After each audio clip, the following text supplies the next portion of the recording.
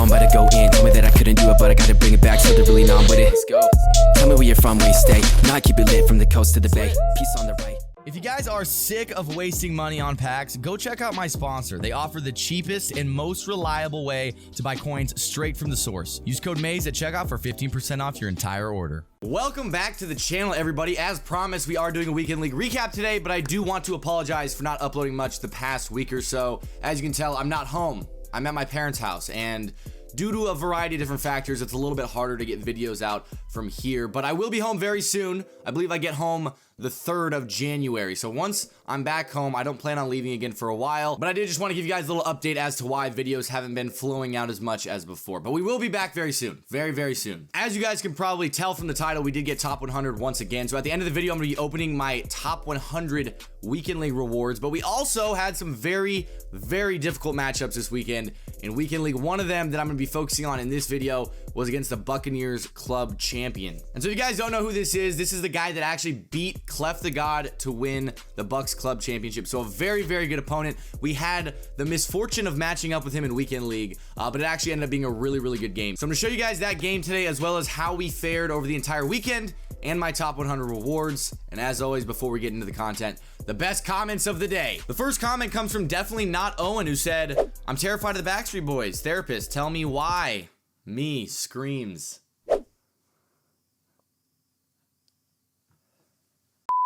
And the second comment comes from Alan Monahan, who said, "They should make this practice mode available in MUT. That's where it's needed most, where everyone is players they want to feel out first."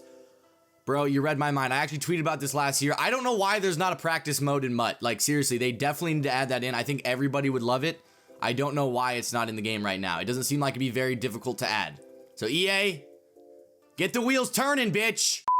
We have officially changed our theme team, boys. We are now rocking 25 Raiders, 25 Washington, and we spent a shit ton of coins to get here. You notice we got the GOAT Randy Moss as our wide receiver number 1 and Alvin Kamara as our halfback. But on defense is where we made a majority of our changes. We have 4 99 overall cornerbacks, and yes, I'm rocking one step ahead. I do feel bad about it, but it is the meta, so it is what it is. But we're going to see what these cornerbacks can do for us still in the Carolina offense in the 4-6 defensive playbook.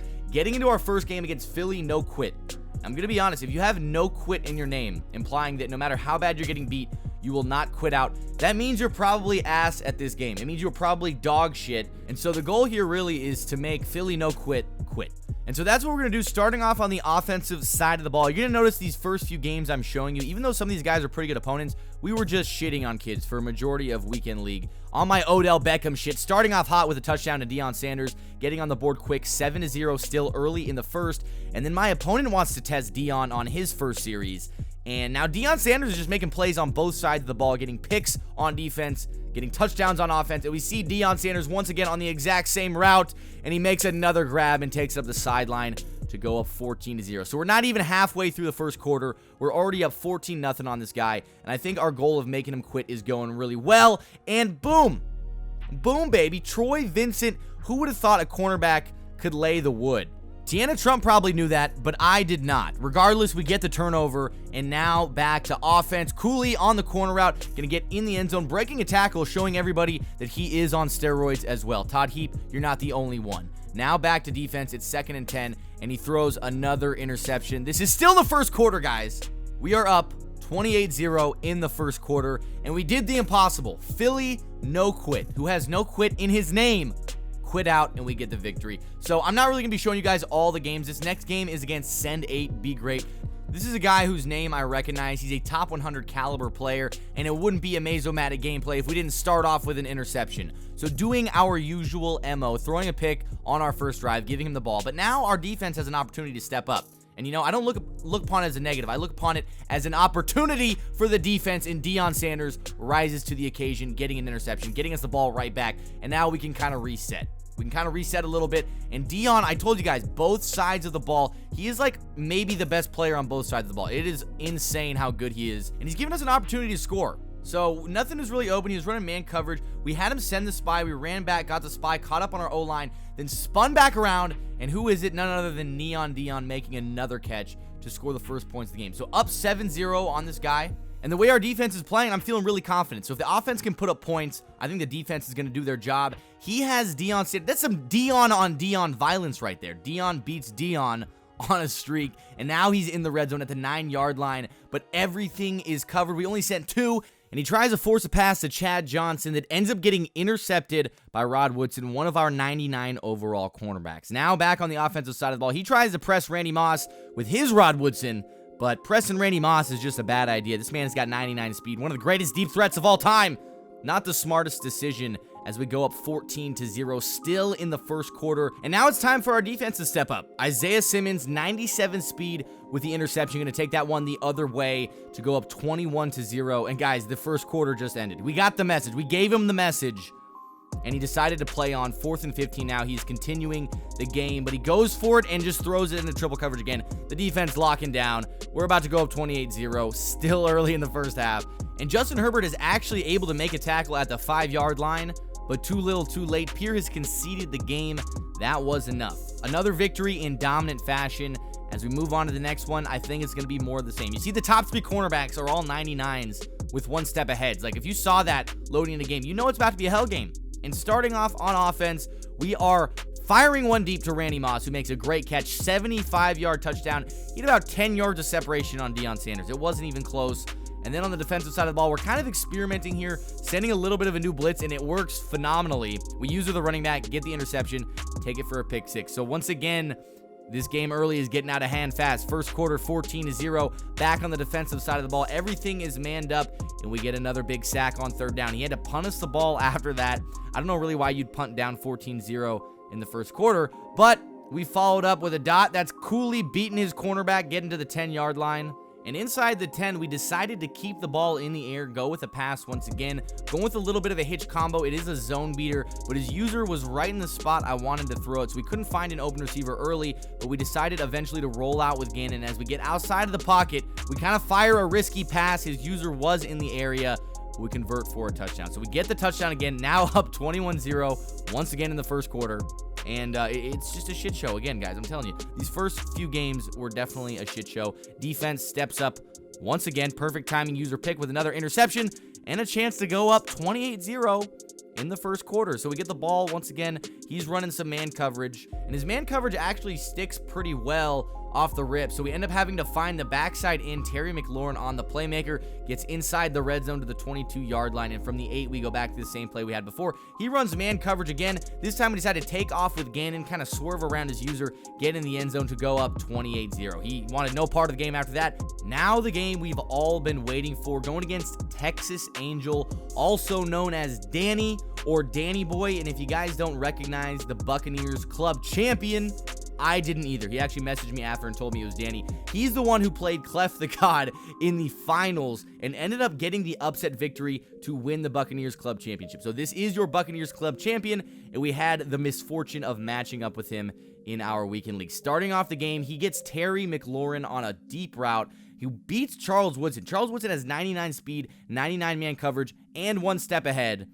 And he still got beat over the top by 97 speed Scary Terry. I wasn't too thrilled about that one, but we got to fire back one of our own. We got Neon Dion with the route tech, who makes a great catch, burns Troy Vincent. We swerve out of the way of a tackle, and we end up tying up the game 7-7. So we're still within the first minute of the game, and we're already back on the defensive side of the ball with a tie ball game. So I'm expecting this one to be a shootout early, and we are playing phenomenal defense. My goal here, don't give up a big play again. I'm shading over the top every time, and this time we got Isaiah Simmons undercutting a route, getting the user lurk for a pick 6. What I did on that play is I blitzed like 7 guys, made it seem like my user was coming in on blitz 2. He tried to dump it off to his hot read, and we end up getting the interception. So great way to start the game, but now we are back to defense. We got to get another stop, and hopefully we can put this one away early. So we're up 14-7 now, still early in the first quarter. You see, we still got 3 minutes left. Only a minute has surpassed in this game, and that's because me and him both like to pass. So when we're both passing all game, the game is usually going to be, pretty high scoring. There's going to be a lot of plays. It's going to take a little bit longer. So we're playing good defense, get him in a 4th and 13 here,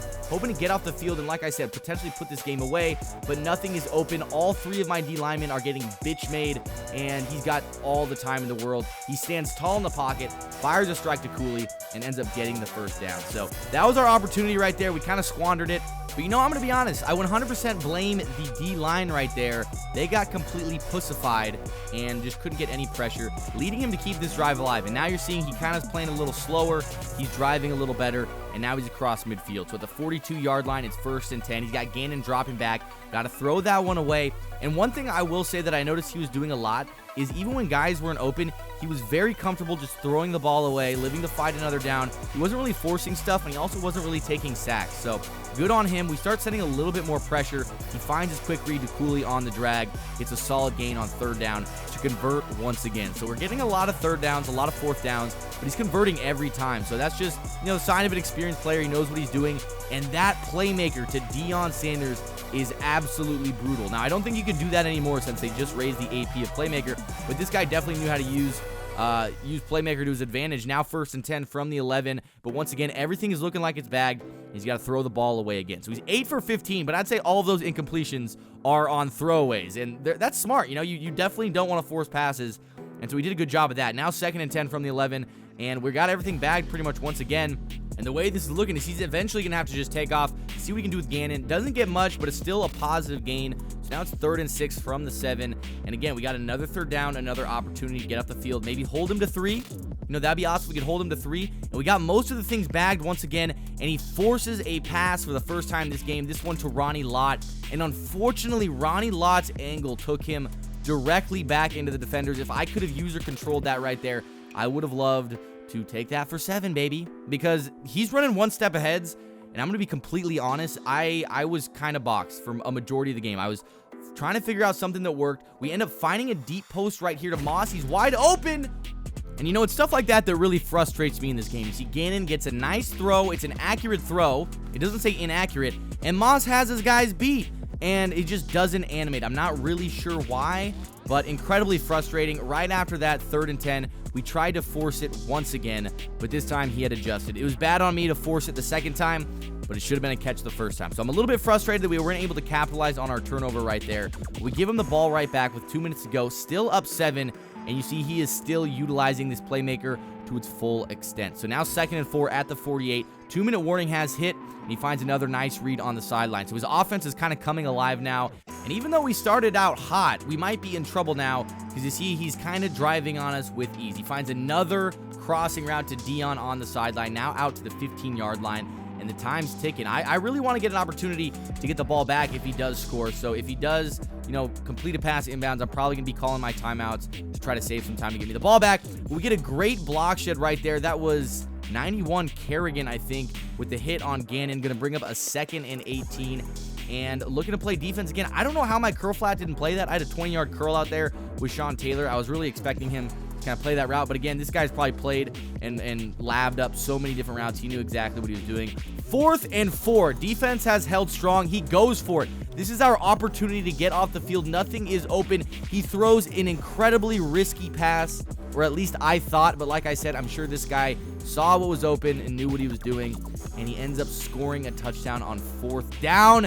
And then we get the ball back, and I throw this playmaker, and I swear to God, that ball hung in the air for 12 seconds. I have Gunslinger on Gannon. I don't know how that ball hung in the air so long, but it ends up being a pick 6, and with 45 seconds, we are now in a very bad position. So now we're down 7, and we don't have as much time as we would like to go down and get some points here, but hopefully we can go down and get 3. I end up throwing it to Moss, who I thought had his guy beat. Again, Moss with 99 speed. This is one of my first games with Moss, and so I really thought he was going to be able to get that explosion off the line and beat these cornerbacks, but it seemed like they were keeping up with him. So 3rd and 10, we end up converting, get another fresh set of downs. Only 30 seconds to go. We try to throw it to Deion on that corner route, and he makes a catch, but unfortunately, it looks like his feet were not in bounds. So overall, offense has not been clicking so far. We go back to Deion on that same route, and this time he doesn't animate. And it happened again. It was a good throw. He was open. I was holding X for a possession catch, and he just did not animate. So I feel like we're getting absolutely cheated so far in the first half, and I don't know what I'm doing here, man. 4th and 3, only 13 seconds to go. I go with a fake punt. I really don't know what I was doing. Thankfully, we're able to convert, but it doesn't really matter because I only got 8 seconds now. So we have one opportunity to get out of bounds, get a few yards, get a field goal. We find the open receiver, get hoed on an animation again. That should have been a toe tap animation. Right out of bounds. I really don't know what's going on here. But 14-21. Now in the second half, it's our ball. We almost throw a lurk again on the exact same throw, same playmaker, but this time we get the catch. Not really sure what the difference was, but just a split second. But you see, we got tunnel vision right now, and that's never good when you're playing Madden to have tunnel vision. You see, I keep running the same play, Z spot and go, that corner route I keep looking for, but it's not really open. So I got to switch it up. I realize that. I go to double post now. We got a couple routes over the middle that are man beaters. We end up finding Dion for a short gain, and that's okay. 3rd and 14, get half back, make it a 4th and manageable. 4th and 3, we go back to the Z spot and go, which, like I said, he made the adjustments. It wasn't open, yet I went back to it. We end up turning the ball over on downs once again. So now we're down 7. It's his ball. His offense has been coming alive, and it's not looking too good for us. So now he's across midfield, 2nd and 9. He makes another great catch from Dion. I think that one was a little risky too. Any of these throws look like they're just inches away from being intercepted, but he's moving the ball nonetheless. So now it's 2nd and 8, 1 minute to go in the third. He's already in field goal range, and we sent a crazy blitz at him, and my deep zone did not play the streak. Now, that was a good read by him. Really good way to find the open receiver in the face of a blitz. But now we're down 14. It's our ball, and we're just forcing shit. There was nothing even close to open about that one. You guys could probably tell we're a little bit frustrated, but we're down 2 possessions, but the game's not over. I got to realize that and not give up. We tried to throw it to Moss once again. Maybe threw it a tad bit too early. Puts us in a 3rd and 10. So down 2 possessions. We got to go down, convert, get some points. We do convert on 3rd and 10, giving us a fresh set of downs. But I think my mentality was still just a little frustrated. I tried to force it to Moss once again. Like I said, it was one of my first games with him, and I'm just expecting Randy Moss to burn by press coverage. But unfortunately, Troy Vincent, with 1 step ahead, is fast enough and good enough to keep up with him. So we throw another interception. So now it's 14-28. We're late in the 3rd quarter. We started off great, and he throws that streak again to Scary Terry, and Charles Woodson animates, but he's just inches out of reach. So now we're down 21 in the 4th quarter. But I am feeling good. I'm not giving up, and I realize I need to start hitting underneath routes. And so I start switching up my play calling, start changing what I'm doing, and you're going to notice it starts working a hell of a lot better. So 1st and 10, we throw the slant right there to Deion Sanders. Unfortunately, he doesn't come down with it. I feel like that should have been a catch. 2nd and 10, we go with another great man-beating route. We find Dion on the out route near the sideline. He makes a diving catch, giving us another 1st down. But we got to hurry up. I don't really have time to think too much about my play calls and stuff because time is running low. We got Terry McLaurin on the crosser. He makes a fantastic catch inside the 10. And now if we score here, this game is still very much in reach. Another slant route right there. Deion Sanders goes to the turf, but unfortunately is inbounds and not in the end zone. We try to run the ball. We get hit, and you guys are going to notice that is really draining the clock. We're now coming up on the 2-minute warning. We go with this stick play, and Scary Terry once again making a great catch. So on that drive, Scary Terry really was the MVP. He made a great catch in coverage and then scored the touchdown. And on 1st and 10, we sent the house at him. We end up getting a strip sack fumble. We take it in for a touchdown. And just like that, we're only down 1 possession. The 2-minute warning hasn't even hit. So this game is now back in business, and it is not over. And the defense is holding strong. 1st and 10, we make him throw the ball away. 2nd and 10, we're running man coverage once again. Looks like we're sending a blitz, but we end up pulling off, running a little bit of coverage behind it. He throws the drag, but we make a great tackle for a loss of 1. We get him in a 3rd and 11. This is a huge opportunity. I had a 20-yard curl flat that just dropped a little bit too deep, and he throws that corner out and converts for a fresh set of downs. That one was killer, and now he's got a fresh set of downs. Another great pass across midfield to the 47. 1st and 10, we sent another heavy blitz at him. We almost get the sack on the quarterback again, but he barely gets that pass off, bringing up a 2nd and 10, but thankfully it stopped the clock. And now on 2nd and 10, we're playing great coverage again. We send the guy, and he throws it to our user, but unfortunately, we do not come down with the interception. 3rd and 10 now. The defense has been playing phenomenally, and I feel like we are due for a pick. He throws it over the middle, and our user is there. This time, we come down with it. We get the user lurk. And so now with 1:30 left, 3 timeouts, we are going to go down, get 7, and tie up this game and force overtime. Starting off with a pass to Deion Sanders on the drag. We get a gain of 5, and we get out of bounds, stopping the clock. 2nd and 5 now. We run a very similar look, and it looks like square is open. I try to throw it, but the quarterback was flushed out to the left. I think if I would have been flushed out to the right, that would have been a dot, but unfortunately, I was kind of thrown across the entire field. On 3rd and 5, though, we find Deion on the out route and convert once again. So under a minute to go in this game, down 7. We still got all 3 timeouts. We throw it over the middle, a short gain of 3 to Kamara, and we have to burn our first timeout. Now 45 seconds of the game. It looks like we got the corner route open, but I decide not to throw it just in case that would have been a pick. So we throw the ball away. 40 seconds to go, third down. Going back to that same play, and this time we find Kamara for a solid gain. He gets about 11 for us, and we have to burn our second timeout. So 35 seconds on the clock. We got one timeout to go. We find Kamara over the middle again, and I do want to commend this guy. Even though we were getting solid yardage, like about 10 yards every time, we were forced to throw it over the middle and burn the clock. On that play right there, I had the running back open. I just didn't see it, and I missed the throw. So now it's 3rd and 10 with 13 seconds on the clock. We go with a rollout corner. We throw it up to our tight end, and it looked like he made the catch, but it dropped out of his hands at the last second. Now 4th and 10, game on the line. He gets an insta-shed from sending 3.